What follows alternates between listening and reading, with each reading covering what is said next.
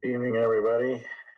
This is the opening of Norton Conservation Commission meeting being held on Tuesday, April 29th, 2025 at 6:30 p.m. Members participating thus far are myself, Julian Kadish, Mark Fernandez, Paxton Hoschel, and Joseph Carvalho. And we also have our director, John Thomas, and our assistant, Megan Arup. First item on the agenda is meeting minutes. I don't know if we can do either one. 224.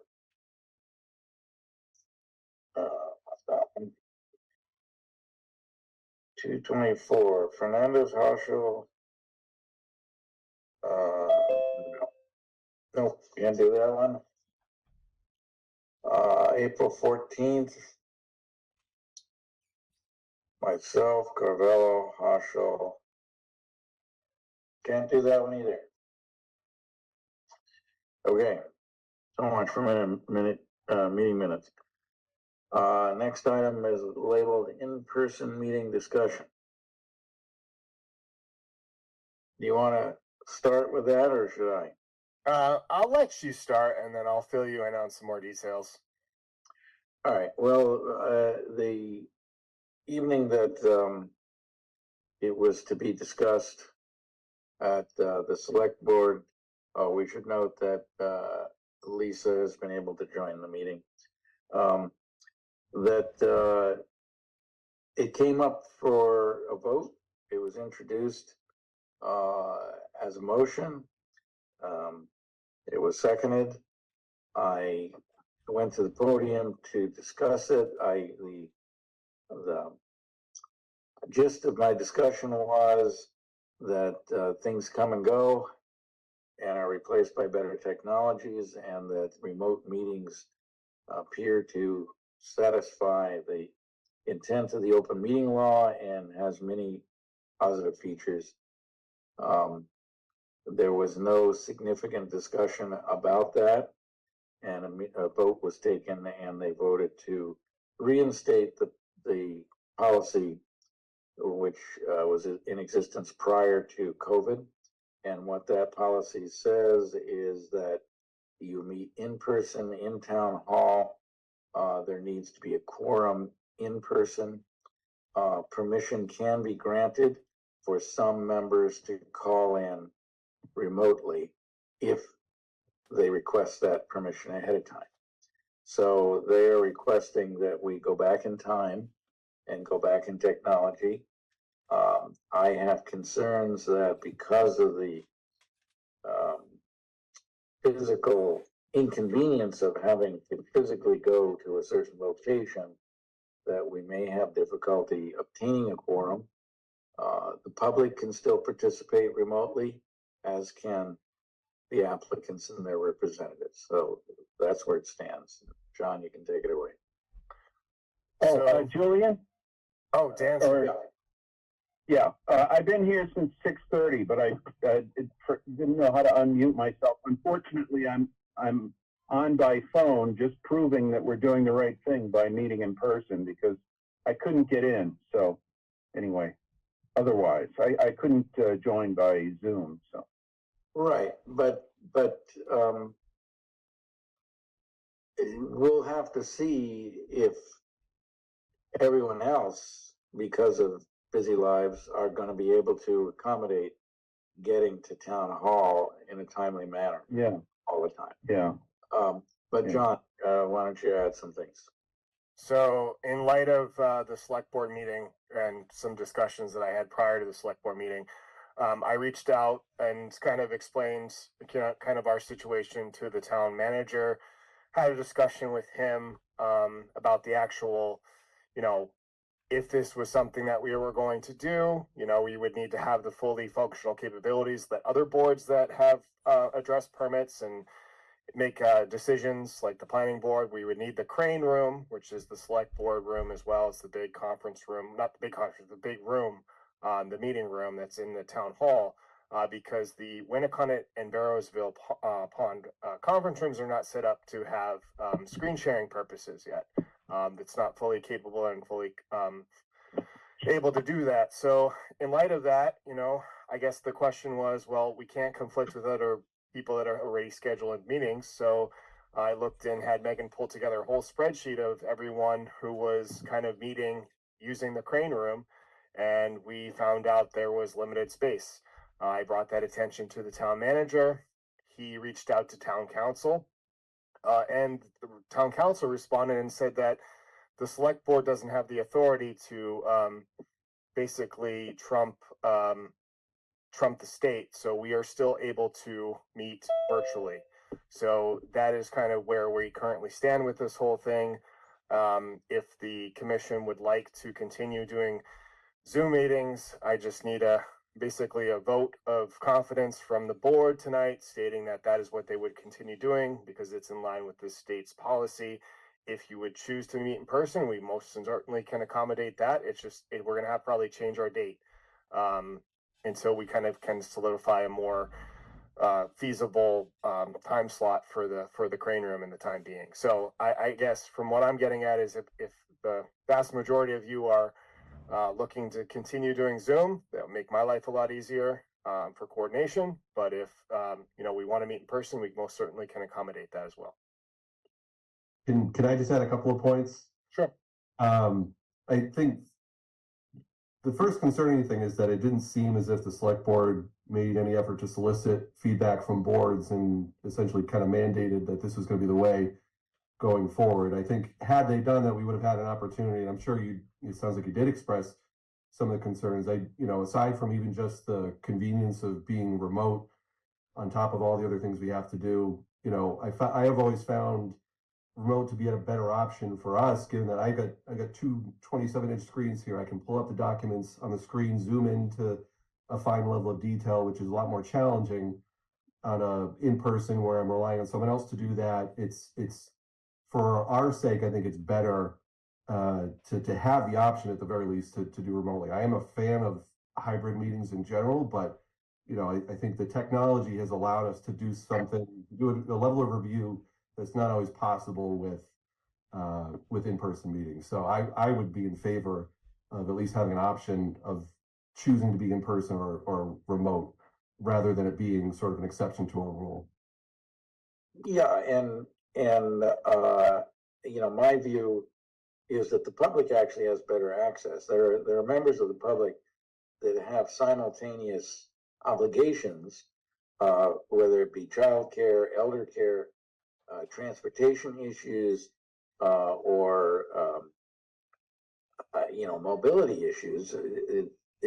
It makes it easier for some members of the public rather than having to physically pick up and go somewhere to participate in the discussion. So, but of course they can just say, oh well, they can come in by Zoom. But go ahead, Paxton. Sorry, just quick, and maybe I'm slow to understand here. So basically, we have the decision, right, to remain virtual, from what it sounds like, despite the vote that had occurred. So we're not in any immediate danger if we were to move forward and all agree to meet virtual. That we would have to.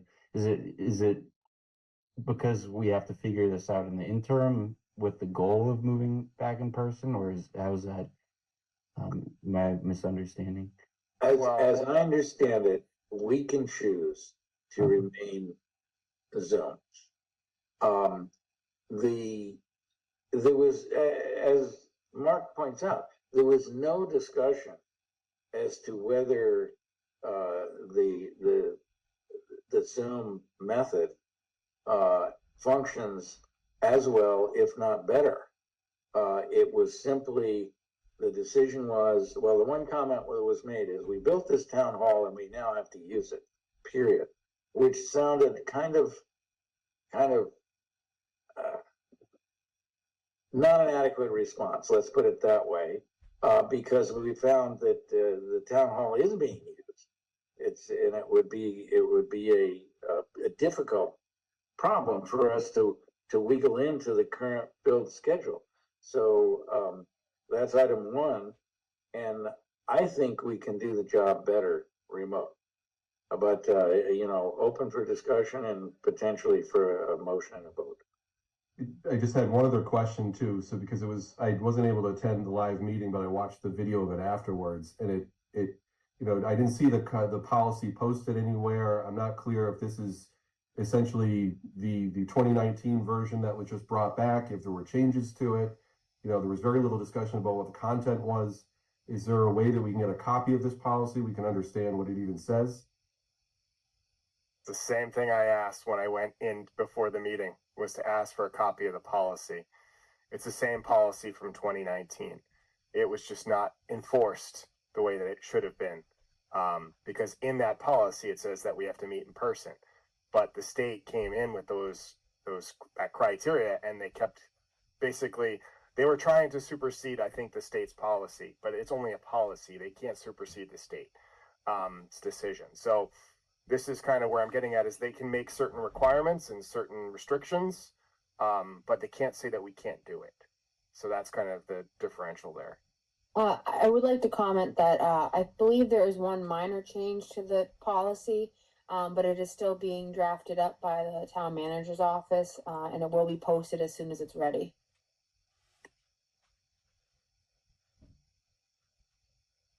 Yeah, there was no discussion of enforcement either, and I assume their ultimate enforcement is that they would just not reappoint us, and they would replace us by people who would agree to meet in person. Well, I think we all know this. Sorry to interrupt, Julian, but I think we all know how our policy is handled here. We have a 25-foot no disturbance policy.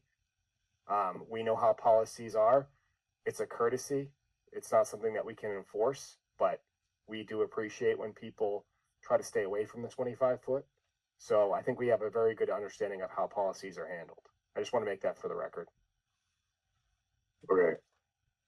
All right, well, I think with that discussion, we can consider a motion whether we will, for the moment, continue our remote method of holding our meetings, or whether we will decide to go in person with the possibility of applicants and the public connecting by remote. I'd like to make a motion that at 6:42 that we resume our meetings as a Zoom until further notice or legal change. Second. Motion by Joe, seconded by Mark. Paxton and Joe, how do you vote? Aye. Aye. Lisa and Mark? Somehow your sound didn't come through, Lisa, but I assume that was an aye. Aye. Aye. Aye, there we go. And Dan, are you still there? Yes, still here. Why not? Aye. Okay, and I'll throw in an aye. Motion carries. And now we move on to another comfortable discussion, MBTA. So Paul's not here this evening, but I just wanted to fill the commission in and that they did reselect some parcels for the MBTA overlay. So if anyone is curious to look into that, please let me know or let Paul know. I can direct you to some information on that. But that will be going to vote at Town Hall. The meeting for that is May 19th, if I recall correctly. It's a Monday night. And we all know, Paul was here in for his discussion about things and basically informed us of some of the drawbacks if we're not MBTA compliant. But there are some things that potentially would affect us as the Conservation Commission if this doesn't go through. But I just wanted to bring that up to everybody's attention again, that it's definitely something. I don't anticipate or expect anyone to get up at the meeting and be pro MBTA, but if you could just please go there and provide your support, to vote towards that would be appreciated by, I think, all of us. So. Yeah, I think the issue is housing, not only in Norton, but housing in the Commonwealth in general. And for the town to say, no, we're not gonna cooperate with this is basically equivalent to saying all of their kids, all of our kids, we can't expect to live here in Norton because it's too expensive, so they can go to Mississippi or wherever, wherever the housing costs are feasible. But that's, gonna be a discussion for town meeting. So that's the end of that item. That is for now, yes. So we have a public hearing that has requested a continuation. That's file number 250-1173, 0 South Washington Street. You may recall that's the parcel that has had multiple proposed projects. So they're requesting a continuation until which date? And that's The next meeting, which I think would be May 12th. May 12th, yep. yeah. The future meetings didn't get put on this agenda, so we have 5/12, and the meeting after that is it's a 20. No, we only have one meeting in May, I believe, because the 19th is town meeting. Yeah, I didn't put them on there because I wasn't sure if we were gonna agree to go via Zoom or hybrid, and if we did, the meeting schedule would change. Oh, okay. Well, 5/19 is out because that's town meeting, and then I forget which, is it the 28th is Memorial Day? Yep, so the next meeting in May will be May 12th. Yeah, Memorial Day is the 26th, Julian, so that's out too. So Right. unless we meet 2 weeks in a row on the 5th and the 12th. Yeah, well, so we have to pop into June so for the moment then, we're looking for a motion for continuation of 250-1173 to May 12th. So moved. Second. So we have a motion by Lisa, seconded by Joe, Paxton and Joe, how do you vote? Aye. Aye. And Lisa and Mark Aye. and Dan, Aye. and I'll throw in an aye, the motion carries. Any participants in the meeting have questions, comments, public inquiries? If so, ask them now. If not, are there any departmental updates? We have a new building inspector, commissioner. He started on Monday. He was the old building inspector from Halifax. He also has worked over in Dennis. So he has a very good understanding of floodplain building requirements. So I'm very excited about that. So he's going to be able to help us out immensely with any sort of work within sensitive resource areas, which is very good. But besides that, a couple small projects came in through the door this last cycle. So those will be on the next agenda. Also 361R Old Colony Road, that project requested a continuance. So that wasn't on the agenda, but that just came in. So. All right, just for the moment, do you remember the building inspector's name, the new one? Ed Bailey. Okay.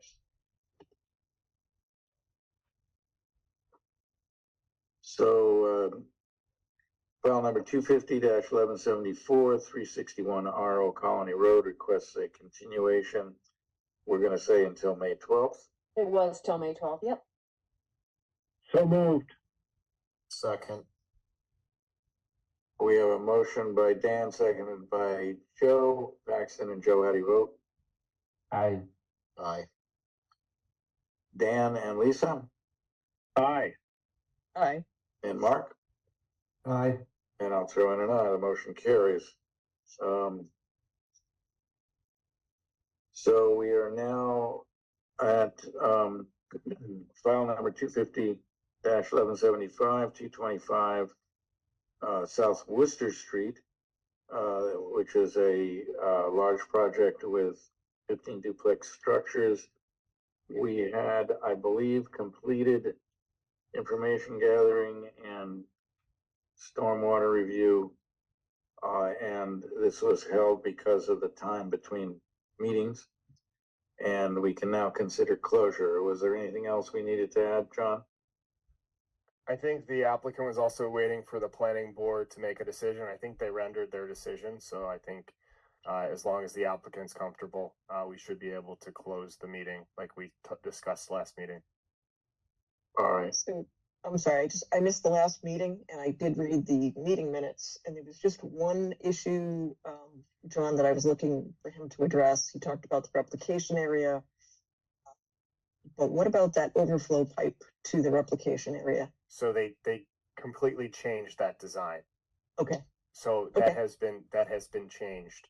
They are no longer doing it the way that they had it intended for the previous design. It's been retrofitted, and I don't have the plan on me right now, but I mean I could definitely pull it up. okay, as long as The they whole- eliminated that point source. They too. eliminated Yeah. that point source. Yeah, that was one of the Okay. discussion items and topics that they changed. Okay, And thank you. and Pat was good with that too. Okay. All right. Any further questions or discussions from anyone in the meeting? And if not, it sounds like we can consider a motion to close the hearing for file number 250-1175. I'll make that motion. Second. We have a motion by Lisa, seconded by Paxton. Paxton and Joe, how do you vote? Aye. Aye. Lisa and Dan, how do you vote? Aye. Aye. And Mark? Aye. And I'll throw in an aye, and the motion carries. We're up to our new public hearings. We didn't have a file number. I don't know if we do now for 90 Mansfield Avenue concerning a small dock. Do we have a representative of the applicant? Yes, that's me. Okay, so Jacob, I don't know if you have file sharing or whether this is something John can put up as far as the plan goes. Sorry, do you have something to say, John? No, I was gonna say, if you want to share your screen, you can show the plan of what you're proposing, the sketch that you submitted with the application.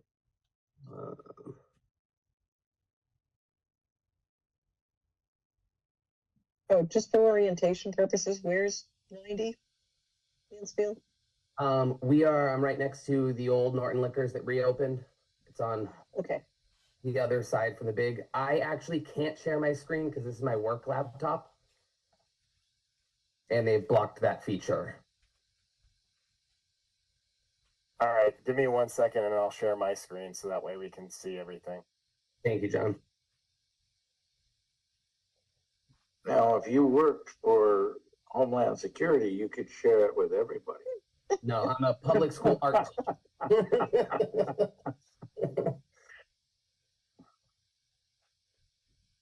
John, is this the property that had the fence put up on it and some tree work? This is the one that's right across the way. So Yeah, I'm across the street from that one. he's across the street of him, yes. Okay. Yeah, Jacob's been my eyes and ears of activity on that property across the street. So he gives me a call every time they're gonna do something out there. So give me 1 second, sorry. Yeah, I can send it again, John, if you need me to resend it. No, I have it. Let me just share it.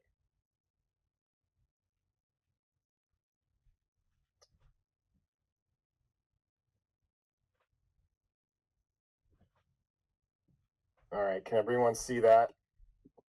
John, is this for commercial use or is this purely? No, This is for residential. Okay, thank you. So if you, I don't know if you can click the plus button to bring it up just a little bit bigger. But this is not on the main body of the reservoir. This is on the lagoon, which is behind the whole area, let's say from Produce Barn down to the other liquor store, which then moved. And I guess the other liquor store has been reopened, so Yeah. On that site as well. So Jacob, why don't you go ahead? Sure. Yeah, we're just hoping to install a small seasonal floating dock off of our property for kayaking, canoeing, fishing, enjoying the water. And this, the design is to have a wood surface, Yep. and it's on, I don't know, barrel floats or, I intend on using like the actual wooden dock, the plastic dock floats. Oh. So it'll be 2 sections that go out and then a T section at the end. and how is it going to be secured to the land so it doesn't blow away? So I'm using like dock pipes.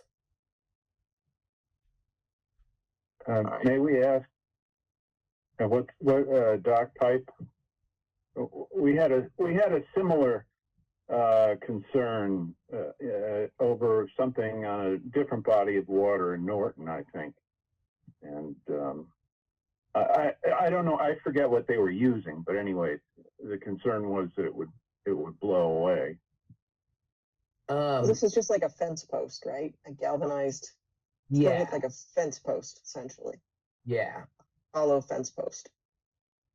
And they have like a plate that sits on the bottom. So you'll remove those posts seasonally as well as the float? Yes. Okay. I know in the past, John, we've asked people to put their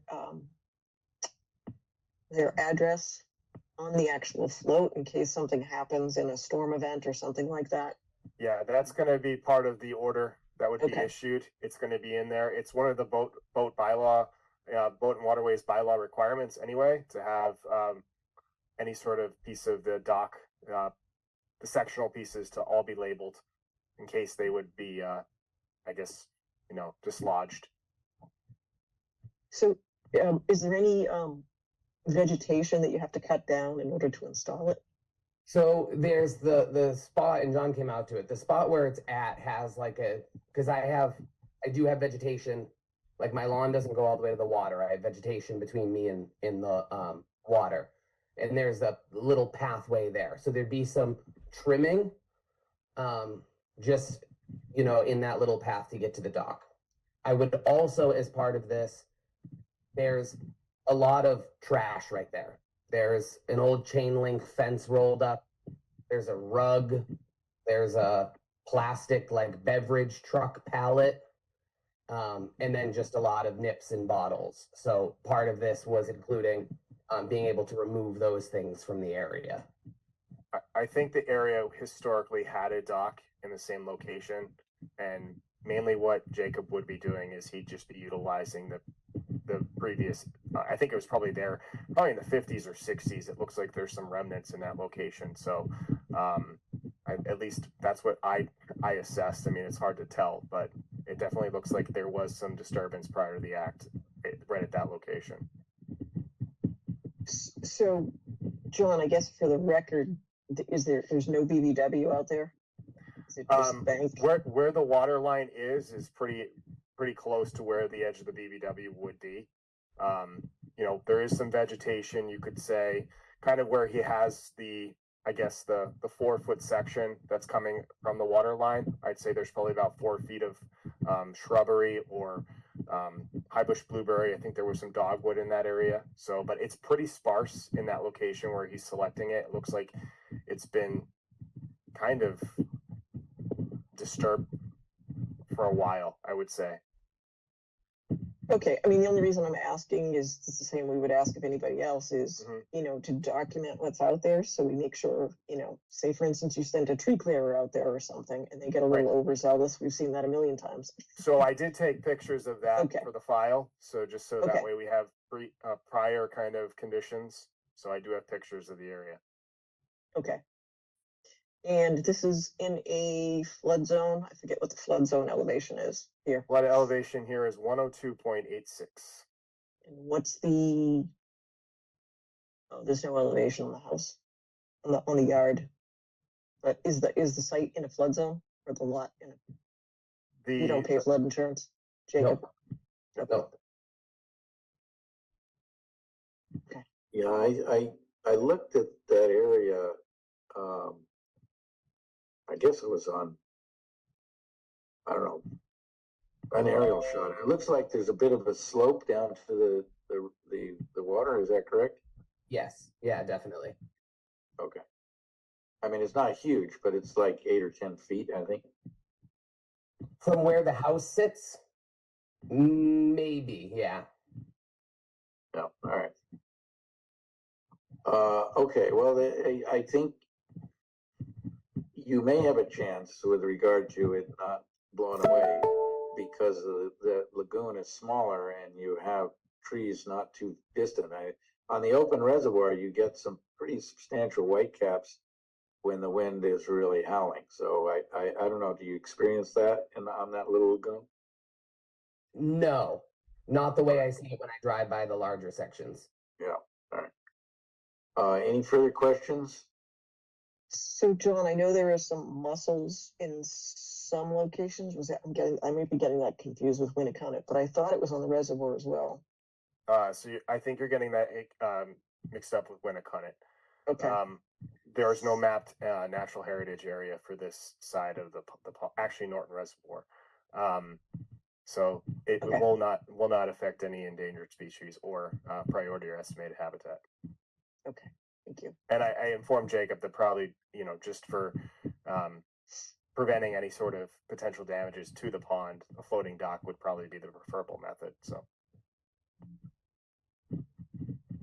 it's my understanding we do not have a file number as of yet. So we will need to continue it, but it sounds like we've gathered all the information needed to close it when the file number comes through and issue a set of conditions. So unless there are further questions or discussion, we can consider continuing this hearing until May 12th. So moved. Thank you. Second. So we have a motion by Dan, seconded by Lisa, for continuation of this hearing. Paxton and Joe, how do you vote? Aye. Aye. Dan and Lisa Aye. Aye. and Mark, Aye. and I'll throw in an aye. The motion carries. So thank you, Jacob. The next item is file 250-1178 Leonard Street, and it concerns a construction of a single family house. Do we have a representative of the applicant? Yes, this is Mitch Maslenka representing the applicant this evening. And you probably are being given screen sharing to bring up your plan. Yes, let's check that out. It says host disabled participant screen sharing. Yeah, you should be good now, Mitch. Great. Okay, so again, my name is Mitch Maslenka with Goddard Consulting. I'm a wetland scientist representing Harinder Johar. We call him Indy. So he is the applicant for a proposed single family house at 0 Leonard Street. And before I go any further, let me get this screen share going.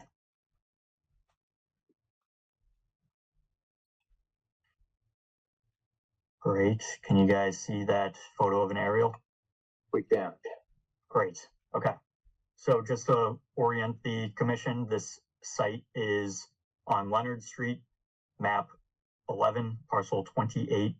It is in the middle of the roadway. We've got our commercial buildings off to the north, and to the south is Winnicott Pond. Maybe actually I'll pull up a Google Maps for you. Give me 1 second.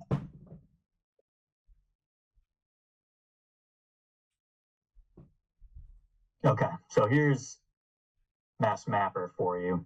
So we've got Winnicott Pond down here. We've got those commercial buildings over on Leonard Street. And if we go down the road, it's this parcel right here. You guys can see my mouse, right? Yep. Awesome. Okay, so we've got this large parcel here. We'll zoom in and I'll just go over the aerial to start things off.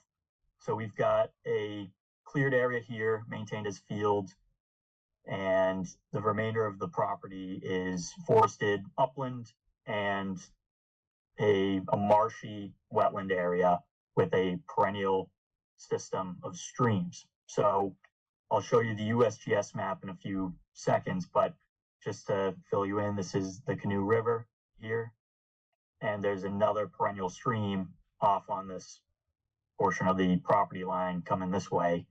And interestingly, on the USGS, this feature here is called out as a perennial river right here, and some pond areas are associated with it. So there is a riverfront area that's going to be cast off of this area onto the portion of the site. We do have BVW along this general stretch. You can see that vegetation change from marshland to BVW, and then forested upland with all those pine trees in there. And I think that gives you guys a good overview of where we're located. So I'll move on to the USGS map just to give you that view.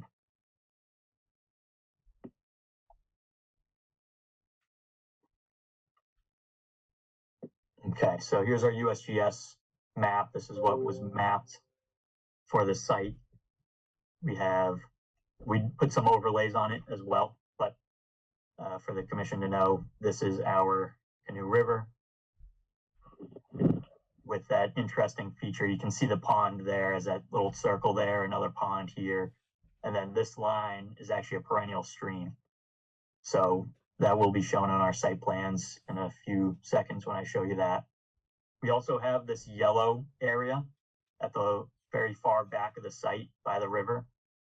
The property line seems to follow the Canoe River, but about 100-foot buffer zone is cast off of that for estimated and priority species rare habitat. So that's what that yellow and slight green hatching is. So work is not proposed within that area. Work is not proposed within the area of these ponds or those rivers. Work is going to be proposed outside the 200-foot riverfront area, outside rare species, and you'll see once I pull up the other plans, we'll be even outside the 100-foot buffer zone. And as far as vernal pools go, vernal pools are located hundreds of feet away from the site, across the street and far away further upstream of the river. We also have the site maps entirely within an area of environmental critical concern. So that covers the USGS and mapped resource areas.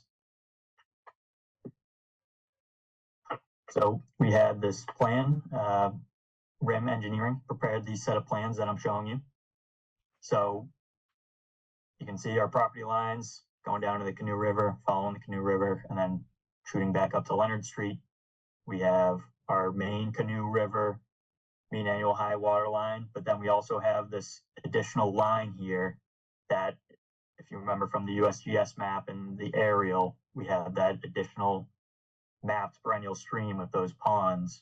So that's what this line is here, is that line, which was inaccessible. It's a flooded swamp, flooded marsh. So we did not flag this. It was just pulled off of the aerials and to demarcate where our mean annual high water line is, and then casting a 200-foot riverfront area off of that. We did flag further up here. You can see we have our mean annual high water flags for that portion of the stream that was mapped on this right side of the property here. So we did cast 200-foot riparian zone off of that, and this is our work area over here. So we are far from our 200-foot riparian zone. Also, we have our bordering vegetative wetlands associated with the Canoe River. So that BVW line was delineated with the GC series here, going all the way from this property line all the way up to Leonard Street, follows Leonard Street, and then even cuts over here again. We have a 100-foot wetland buffer zone cast off of that bordering vegetative wetland boundary, which is a jurisdictional area under the Wetland Protection Act and Norton policy. Norton also has a policy for the 25-foot no work zone, which is also shown cast off of that buffer zone boundary here.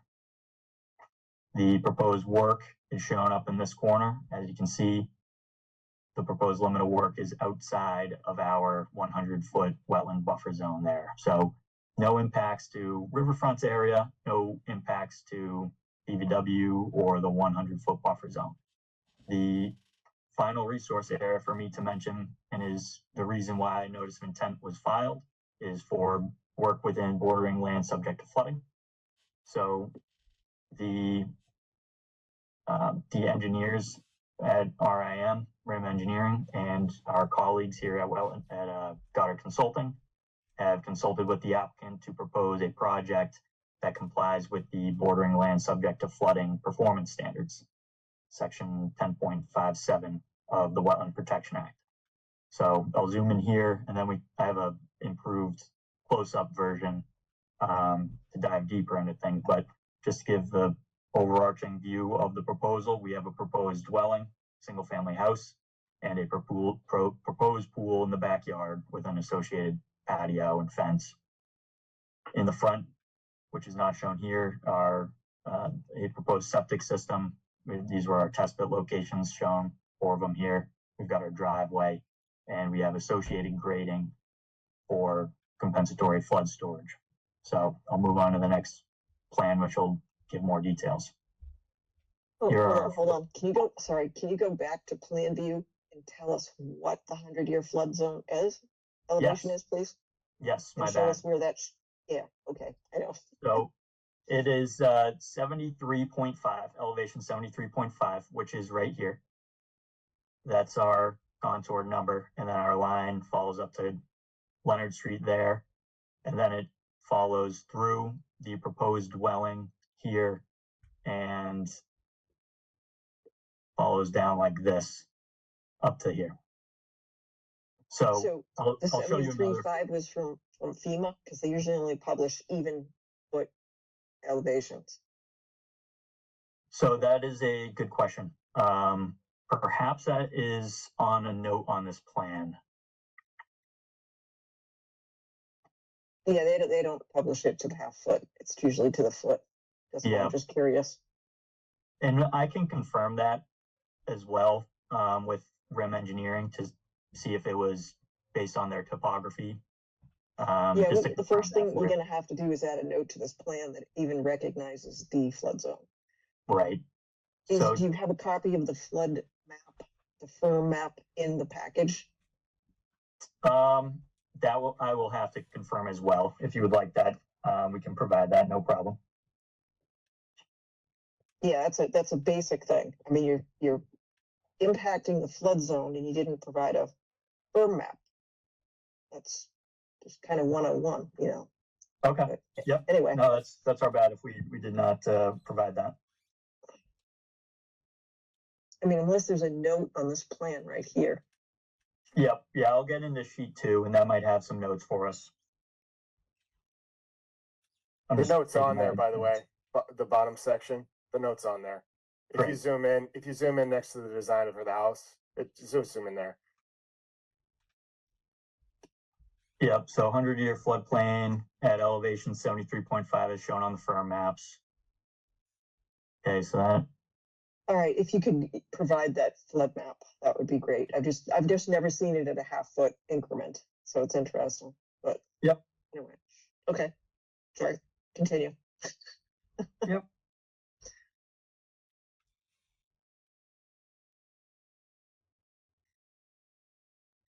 Okay. All right. So, yeah, just to give you a broad overscale of what is shown on this site plan, we've got our plan overview here. We've got a zoomed in plan overview showing the septic system design in a bit more detail. We have some more details on the septic design up here, test pit information for the 4 test pits shown on the plan. We have some more septic info and some general notes. We've got our sediment control detail, temporary stockpile detail, and construction entrance detail. We've also got our flood volume compensatory calculations here, both our existing flood volume calculations within our limit of work and our proposed volume calculations within our limit of work. So now moving on to the plan view. So we do have our 100-year floodplain elevation 73.5 shown here. And I even have a colored plan, which helps show it a bit more. If we're comfortable adjusting from this plan to the colored plan, it would just a colored plan overview. So what we're proposing here is our proposed driveway coming off Leonard Street to a garage and our single family house. We've got a front walkway. We have our septic tank going to our leaching area here. Stockpiling is denoted closest to Leonard Street here. And in the back is going to be a walkout. We have our spot elevation shown for our walkouts and patio. And we'll have the patio here, walkway to our proposed in-ground pool, which will be surrounded by a proposed fence. Then we have our limit. Is that walkout below elevation? It's tough to see the number on the map. Yep. So that is the walkouts at 72.5 elevation, which is slightly. It's actually difficult to say that exact walkout location because, oh no, my bad. It is higher than the existing elevation. Actually, sorry. Before, let me go to this map. This will help me see. So if our walkout's at 72.5, our 73-foot contour is here. So it will be, it's not clear. It's not clear if that exact location, if it will be higher or lower, because it's in between. That location right now is in between 73 and 72, but it's closer to the 73 side. So it's probably closer to 73 than 72. I think we're gonna need some clarity on those elevations. Okay, so in the area of the walkout, you'd like clarity? Please. I mean, so you're proposing an entrance to the lower part of the house, I assume, that's below floodplain level. Is that correct? Yes. And the building inspector allows that? The building inspector, from my knowledge, has not reviewed the project because I believe there wasn't one in place. So any building commissioner questions for right now, I'd say if we could table those and then work with the building commissioner offline for those ones, that'd be ideal.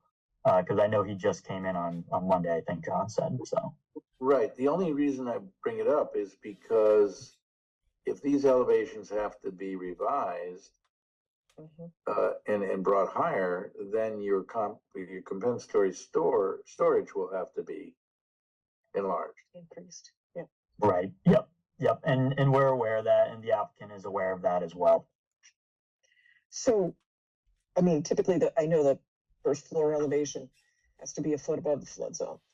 I don't know about walkouts, so that's interesting. So, but the homeowner's aware that, so they have a river in the backyard that could potentially flood half a foot into their walkout.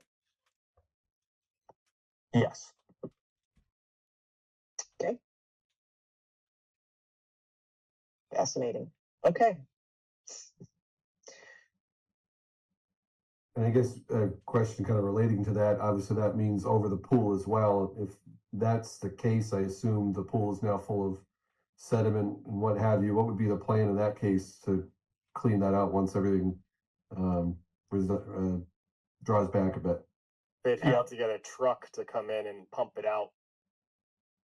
Yeah, I would, that's a good question. So I would almost recommend for the applicant to have a tarp cover to keep those, the sediments out. But that is a great question, and I don't have an answer for you right now. So I can take note of that, and we'd be happy to come up with a solution for you.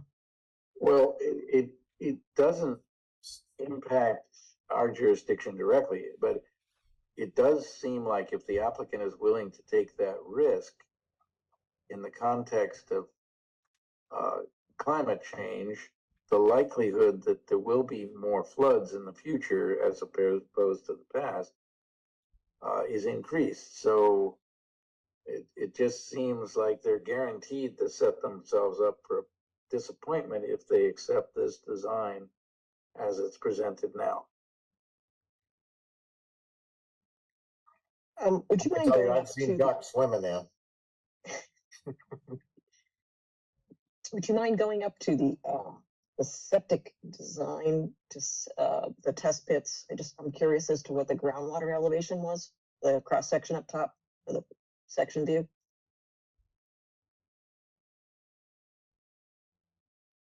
D6 weeping. I'm just I was wondering about the in-ground pool, where that's going to be floating in the groundwater. That's all. Mm-hmm. It looks like it will be. Just based on the high groundwater elevations. I mean, unless your pool is 3 feet deep. And if it is floating, it's fine if it's full of water. But if it ever gets pumped out to be cleaned, it better be in a mega drought, because otherwise the pool is just going to pop up out of the ground.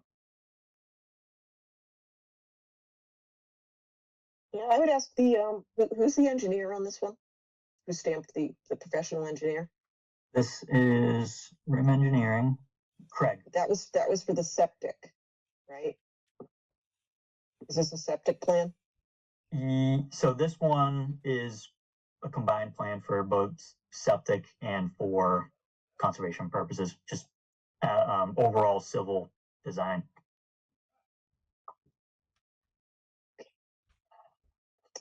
I had another question about the sediment control line.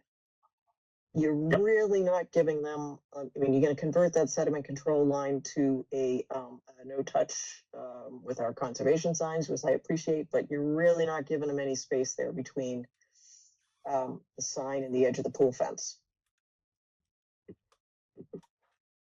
So it's almost like this entire thing should have been shifted to avoid that tight area with the 100-foot buffer zone. I mean, look, if you look at the north arrow from north to south, right? We always think everything has to be 90 degrees to the street. If you shifted it due north, and you'd have a lot more room. And I don't know if that's possible. And Yeah, I don't know if that's possible either, just based on the flood zone elevations and whatnot. But I mean, is there a lot of concern that, you know, the pool is close to the conservation signage? No, but what happens is this, and we've seen it over and over and over. You're probably giving them like less than, I don't know what the scale is, 5-10 feet between the edge of that fence and the no touch zone. They want to mow it. They want to walk back there. That's the only way around it. The only way around that fence, and you're getting really close to that no touch. So I don't think you're doing yourself any favors. I don't think you're doing the homeowner any favors by squeezing them in there at that pinch point.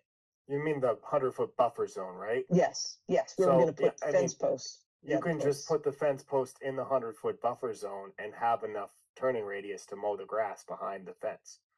Yeah, just want to give enough room. Yeah, you can just move the post to actually be in the 100-foot buffer and just creep into the buffer zone. So take this sign and just we put would it want here. to show that. Yeah, and they can modify it so that way you have enough maintenance corridor along the back of the fence for anyone that has a ride-on mower. Unless you want to use a push mower. Yeah, we've seen this a million times where you squeeze it in and then, you know, pretty soon they're intruding where we didn't give them permission to. So this is your chance. I really think they need more space there to get around. So. Yep. So yeah, I'll take this guy and I'll have the engineer just shift that plan or the sign over here. Maybe you want to give them 20 feet. I mean, they're going to have to get around there at some point. It's just, yep. I want to give them some space. That's all. So can you just go over the calculations for your flood storage, what your fill, what you're accommodating for? Definitely. Okay. Okay, so we'll start with our existing. So we have to do incremental accounting for our fill. So in elevation 71 to 72, which I'll just go quickly back to give you an idea of where that is. So from this elevation here, 71 to 72, so we're talking this area here. And we're only going to be doing calculations for our limit of work area. So this area. That currently provides 2,236 cubic feet of flood volume storage. And the proposed grading that will occur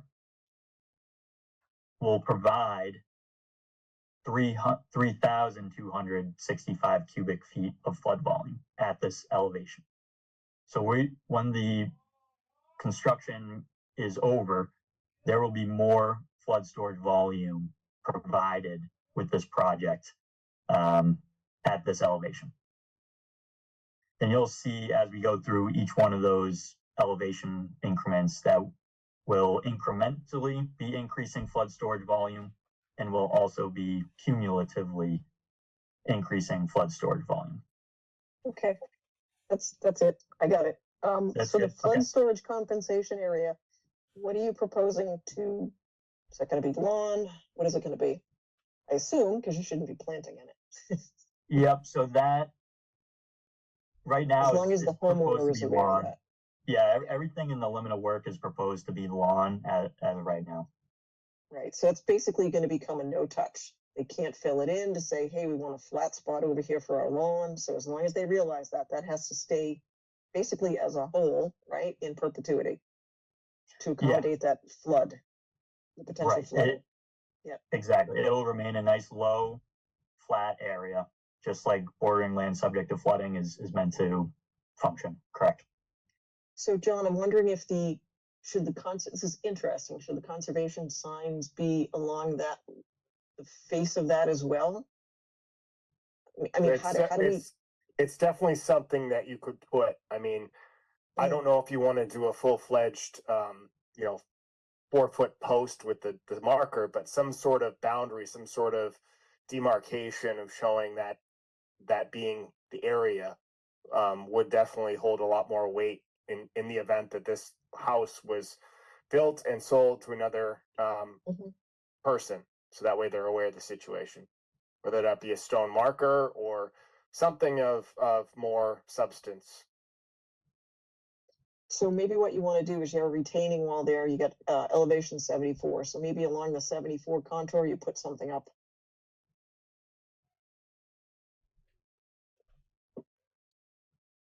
Yeah, I wonder, is Norton, is the Concom flexible with demarcation strategies? Like, I know in other towns I've gotten demarcation listed as a condition in the order conditions with a list of things that the commission would find acceptable to put there. And then it's up to the homeowner to be able to communicate to the agent to say, hey, I want to switch these boulders to signage, or I want to do vice versa, down the line. That way it's not just locked in perpetually as, a sign or a boulder or something.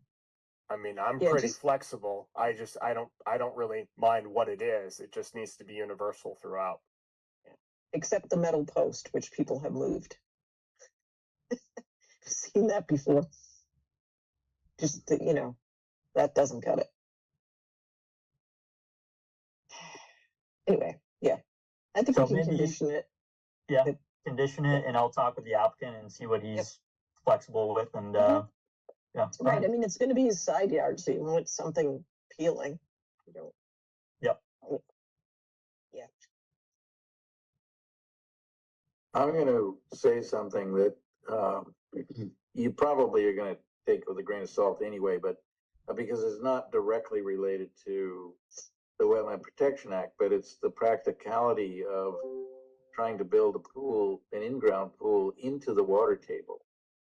I don't know if that's been discussed with a pool contractor or whether an above ground pool might be a more practical option for them.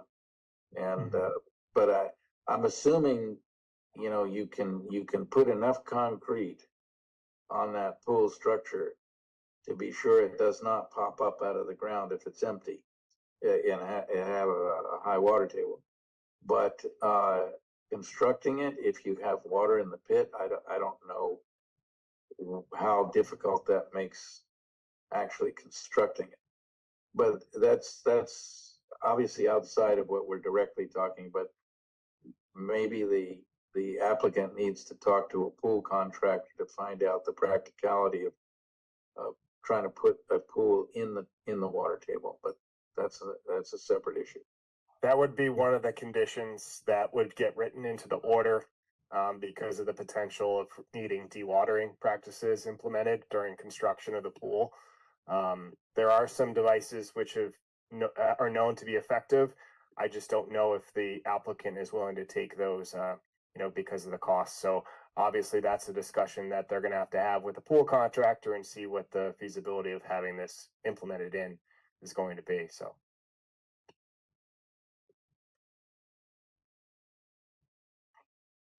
So it sounds like there are issues, particularly with regard to this elevation of the walkout, that we need more information on. So our next meeting is the 5th of May, and we are going to open up the discussion to anyone in the meeting who wants to comment or ask a question. But you're okay with this being continued, I'm assuming. Yes. Okay. I would also ask that if you could coordinate with the building inspector about the walkout elevation, if that's acceptable and meets building code. Okay. My other suggestion is to just make sure that the design as it currently is being proposed would meet the proposed and final elevation certificate requirements for the construction to be compliant with the NFIP regulations along with FEMA codes and the building codes. You really need to have all that information on the plans for the building inspector to sign off on this. Currently, there's not a lot of information on here that would allow the building inspector to give approval. So therefore, I would suggest coordinating with them, and that way you can get that information that's required, and then you can come to us with that information. So that way you don't have to come back to request an amendment. And you know, it's going to cost the applicant more money. So I'd rather see it all kind of in front of us, so that way you can get this all done in one fell swoop. Mm-hmm. Yeah, thanks, John. You're welcome. So it's safe to say if I just talk with the building commissioner, with the applicant, that they'll have that list you just rattled off. He should. I mean, you know, he should have a understanding of what he needs. I mean, you can go on to FEMA and see with the flood elevation certificate about what's required, and go through the checklist and see what you need for building in the floodplain to meet that criteria. And then obviously, you know, then that's a result to us, because for instance, whatever's modified or changed, you know, that might have to come back to us for, you know, if there's additional fill required, we need to know that, so that way we can figure out how much more compensatory mitigation is required. But then also, you know, you're going to have all the flood vent information on the plans. You know, you're going to have all the walkouts, finished floor elevations on the plans. You're going to have to go into detail with all the, like, if you're going to have an air conditioner out there, you know, or any sort of other thing, you need to have those pads with elevations on them. So there's a lot of detail that you're going to need. And those minor modifications that I'm basically listing right now that are not on these plans, those require an amendment through us.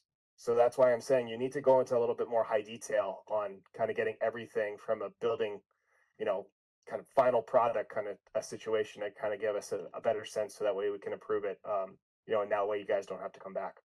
Mm-hmm. Yes, I totally appreciate that, John. And I've spoken with the applicant too about the need to come back to the commission if anything were to change with this, knowing the sensitivity of the BLSF calculations. Yep. And he's totally aware and very willing to come back for an amendment if he needs to change anything, which, you know, not a lot of people want to come back to do amendments, but him knowing the restrictions on the site, he knows that it's going to be a challenge, you know, that he'll have to deal with moving forward. So he's comfortable doing that if need be. So, but yes, I appreciate that, John. We'll talk with the building inspector, get all the requirements he needs. We'll double check everything with you too to make sure you're going to give the thumbs up, and then we'll work on these couple other revisions that the commission requested. So, Okay, thanks. so the other thing I'm just looking at now, because I'm looking at Mass GIS, is that this, more than half the lot is in a regulatory floodway. So I would ask that that be added.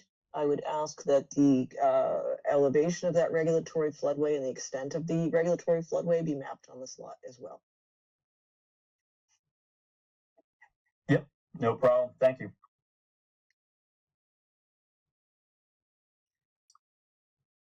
So if there are no immediate further questions from the commission, we can open the meeting up to anyone in the meeting having a question about this project. If you do, you can go to the reaction button and open that, and there's a mechanism for raising your hand, or you can just take your mic off mute and ask a question, identify yourself. If there are no further questions, we can consider a motion for continuing this hearing until May 12th.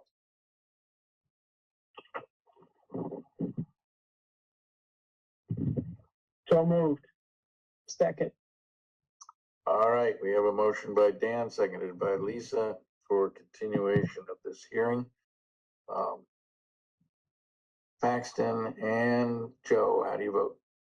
Aye. Aye. Lisa and Mark Aye. Aye.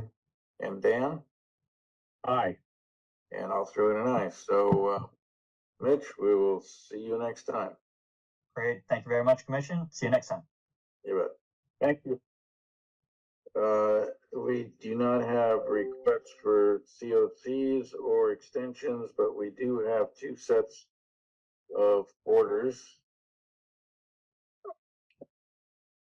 I guess we can do Mansfield Airport first. That was fairly straightforward. Minor runway modifications with removal of some impervious surface.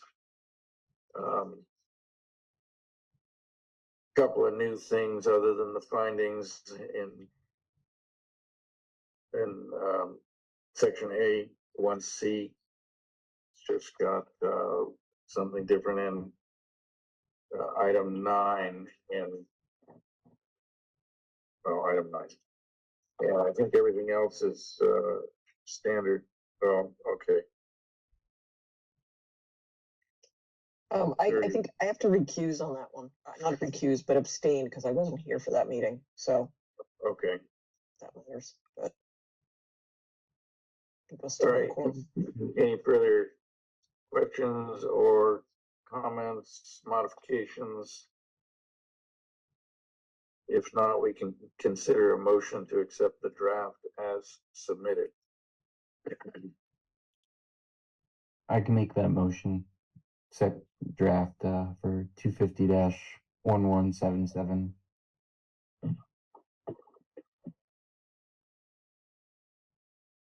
Second. Motion by Paxton, seconded by Joe to accept the draft as submitted for file number 250-177 order of conditions. Paxton and Joe, how do you vote? Aye. Aye. Dan and Mark, how do you vote? Aye. Aye. And Lisa is an abstention, and I'll throw it Abstain. down. So the motion carries. Next order of conditions is 225 South Worcester Street, file number 250-1175. Fair number of specific things applying to this, mainly findings, and then item 1, not unusual thing, and everything else except for number 37 installing a marker. So John, timing wise, are we asking them to create the replication area early on? I guess that's a question I had for you is, of the commission is, how do you guys want to go about this? Obviously, my recommendations are typically spring, for doing all the work. But we're kind of, I don't know if, obviously, I don't think that might be a reasonable ask as of right now. So I would probably anticipate next spring would be probably the time that they would do the replication, given the time frame right now. But I mean, if that's something, because if I'm thinking of it, they have to clear the lot, do the crossing, temporary crossing and everything like that to get to the other side. The likelihood of them being able to do that in the time frame, we're probably looking till next year if they're going to get going this year on the project. I just don't know. So I think the intent in the past has always been to have them do the replication. So say, for instance, they started the work, they did the crossing. For some reason, construction stopped. So here we have an impact that could stay like that without mitigation. And I think that's why we always said, hey, you know what? After you do that crossing, the very next thing you're going to do is the replication area. Or at least establish it. Yeah, so what I will do is I will put in an addendum to that condition for the mitigation area, and I will state something of the sorts that says, following the construction of the roadway or the impact roadway, the applicant will immediately start and commence the mitigation efforts that are in section.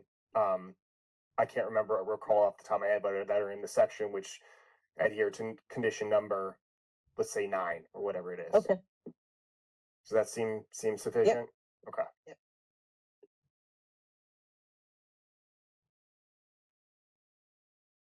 All right.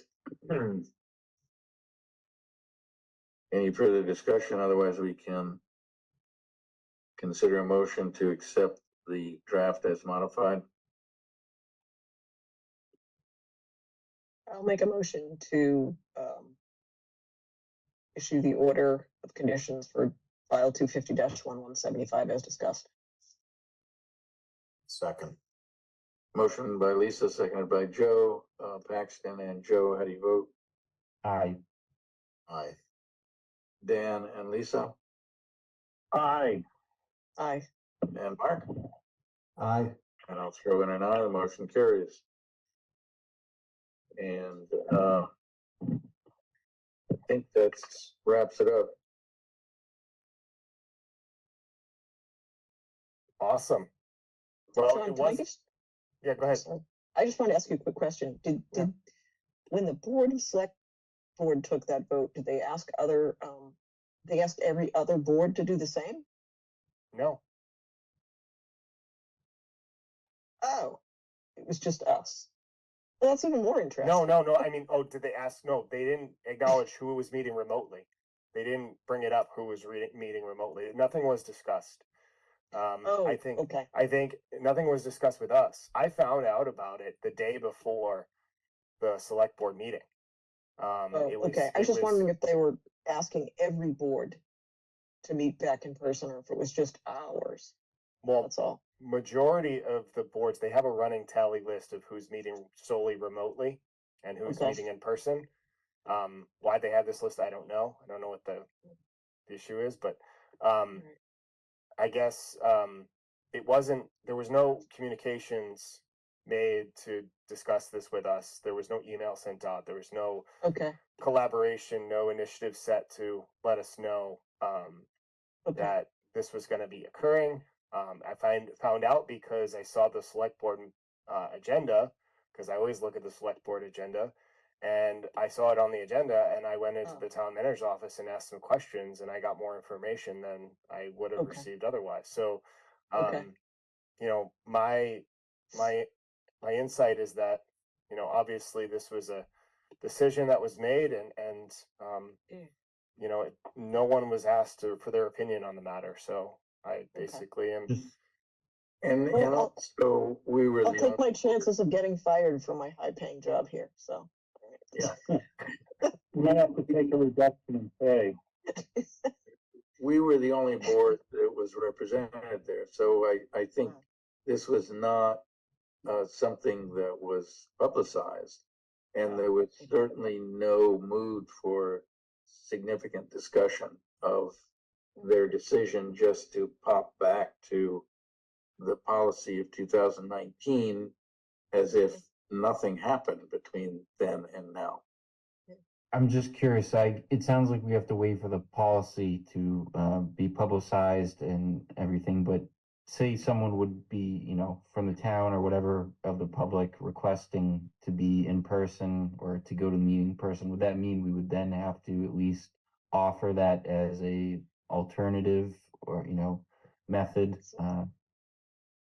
Well, I don't know the answer to that, but be aware that there has been discussion at the state level, and the state is perfectly happy with remote in being in compliance with the open meeting law. So I think if you're going to mandate a particular method of satisfying the requirements of the open meeting law, there has to be at least some justification for that mandate. And there were no such discussions or documentation, so I'm a little bit flummoxed. John, do we owe the select board a letter? Just telling them what our intention is?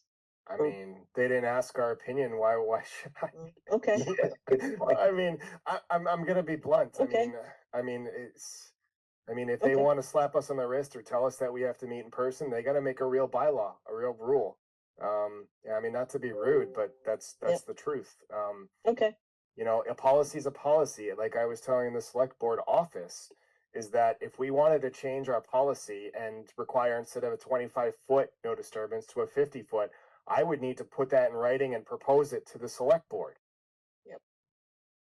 Lisa, I'm kind of curious about your professional opinion, because I know you've noted that, you know, there are times where you have to be in multiple meetings on the same day, and obviously virtual allows you to not have to physically travel from place to place. From the experience of the applicant standpoint, is remote easier than going in person? Oh my God. I cannot, first of all, I can't tell you how less stressful it is, right? If I have to be somewhere, if I have to be on the North Shore, one, or anywhere else, sometimes Western Mass. Number two, the biggest thing, and I think Julian referred to this, is the plans. I mean, we used to put the plans right up on an easel. Half the people couldn't see the damn things. So we'd have to, you know, lug them up there, color code them, blah, blah, blah. So what I'm getting at is it saves the client hundreds, if not thousands of dollars in time, in energy, because all you're doing is putting up the notice of intent and presenting it as you wrote it, right? You're not making exhibits. You're not running around with an easel. You're not spending 3 hours in traffic trying to get somewhere. We're saving the environment. We're making everything, you know, no paper copies, no wasting fossil fuels. I mean, what better to be a conservation commission and promoting virtual meetings than us? I mean, should be it. I mean, we should be the one. We should be promoting this to other boards. It saves applicants hundreds of dollars every time. Yeah. Hundreds. I think hundreds is not It's even probably the question. Thousands. If you bill out at $500 an hour and you have multiple people at $500 an hour, you send two people at $500 an hour. I mean, you're going to get 6 hours of billables for one meeting. Yep. That just plus the mileage, all the expenses that we have to pass on to the client. Yeah, it goes on and on. And not only that, but the town as well. I mean, it saves the town. If say we have some cases or some legal fees for attorneys and whatnot that we're paying for them to be on a Zoom meeting, to have those meetings rather than being in person. You know, travel time. I mean, they're charging $250 to $500 an hour. You know, and it just saves the town more money, and just being able to have a 5-minute meeting on Zoom than it would be to have, you know, they're coming out of Boston, there's traffic. I mean, 5 hours. Okay. You're spending, you know, $1,500 to $2,000 just for that one meeting for 5 minutes. It just seems that for everybody who would typically participate in a meeting like this, Zoom makes more sense than anything. I don't know. Yeah. I don't think that the uniqueness of the way that we do our meetings was taken into consideration in this decision. And I'm guessing this might be the same for other boards, but we can only speak for ourselves, I guess. Yeah, there are other individuals in positions like me that are kind of jealous of the situation that I have, because you are all adamant about having virtual meetings, and their board members want to meet in person. So Well, we do have some boards that meet. Our open space meets in person, yeah, we do. Yeah. and that's a perfect meeting for that. Mhm. I mean, we Yeah. don't need stacks and multiple screens. I'm sitting in front of 3 screens, as most of us are. Yeah. And this is what makes sense in today's technology. Yep. Yeah. If I walk into town hall, it takes me a Joe step back cuts into the out. Stone Age. I'm sorry, it's a brand new building, but it's a step backwards than my home.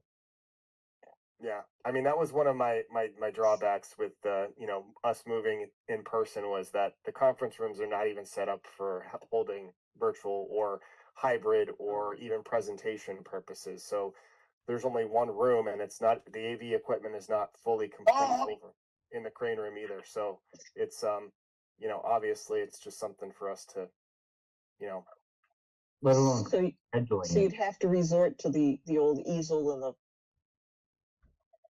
mounted plans? that could have been May 12th meeting. It could have been if you all voted in person. Oh my God. Or we have to I mean- change our meeting days. What's that, Megan? Or we would have had to change all our meeting days and reschedule everything, and times changing and all that stuff. Yeah, that would have been difficult for me. When I saw that, I was like, oh boy. Yeah, I think we're comfortable that technologically, the job will get done by continuing Zoom. If we have to meet in person, it's gonna take much longer to close out everything that has to be dealt with. So Zoom John, I it have is. a question. When's the last time we have not met our quorum? The last time we've never met our quorum, we've always had a quorum ever since I've been here. Same. I've been- I don't think that's ever happened.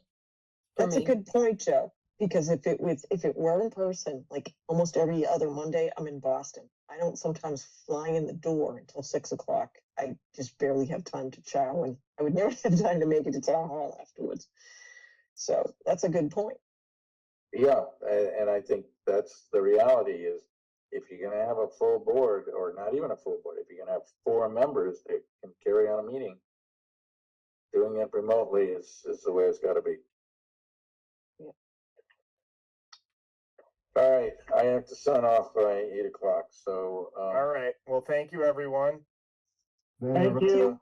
We will see you May Thank you. 12th over Zoom on Monday. Yes, See you yes. then. All right. Take care, everyone.